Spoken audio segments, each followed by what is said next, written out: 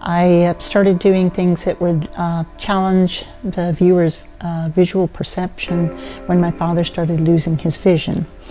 And that was a theme that I've continued throughout my more current work for the last 15 years.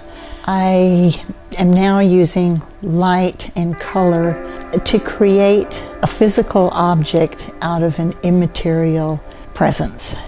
So I'm using light now as both the medium and the subject. I'm actually using a dichroic glass that is a glass that has metal that's been vaporized with an electron beam and then vacuum deposited onto the surface of the glass. And it transmits one color and reflects another. So by using just very small pieces of glass mounted on the wall, I can angle them so that the transmitted colors start mixing.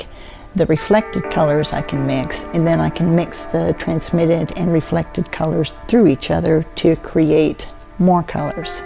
And depending on the angle of the light, I can create more dimension and volume so that then they become a more sculptural object.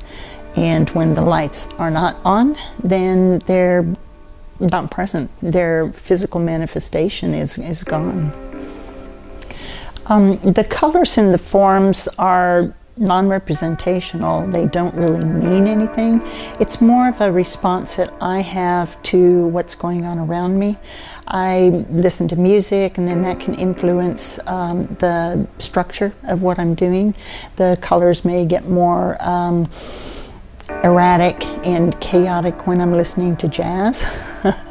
And right now I'm listening to bird calls, and we'll see what happens with that one.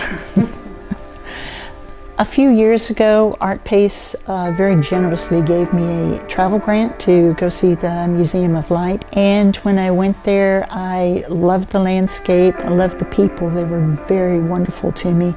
And I wanted to go back and see Berlin, because it is the hub of art right now, it seems, in Europe.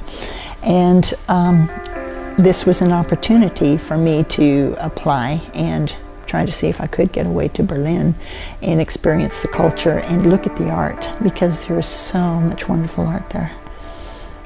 Well, the residency influenced my work in that I realized I could work simpler. I actually fell in love with more of the constructivists, the graphic constructivists, and started, looking at how that can relate to my work. But seeing the museums, I was introduced to artists that I've never heard of before. Got to mix with other artists that were doing work in Berlin, and it was just such an inspirational trip. It really changed my work, I think, in that it made everything brighter, for one thing, even though they say that it's not so bright there. But there was so much graffiti. The graffiti influenced my work a whole lot. Several of the pieces were studies that I was doing in Berlin. So once I got back home, I was able to develop them further. The pieces I'm using that are more geometric were actually inspired by the constructivist prints that I saw in a museum, and were direct responses to how I felt when I was looking at them. The staff was very, very helpful and knowledgeable, and the Künstlerhaus set up different situations where I had studio visits, so I actually met two curators, and I traveled to England to talk to them more. They had writers come in that would talk to me about my work. So it was educational in that way too, in that I got feedback, a lot of good feedback to think about. The program gave me a chance to expand my knowledge and my understanding of different cultures, and looking at the art of in real life. Looking at it other than just in the books was quite an experience, because some things that I thought were large were just teeny little pieces, but still they packed so much information into them. So I think as far as looking at the artwork, it was very educational. Seeing the galleries with the contemporary artists was really, really inspiring. And I can say that San Antonio does have some excellent artists here.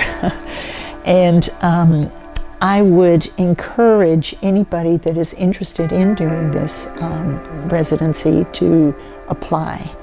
If you don't apply, you're guaranteed you won't get it. But if you do apply, you stand a good chance that you will, if you put in your good work.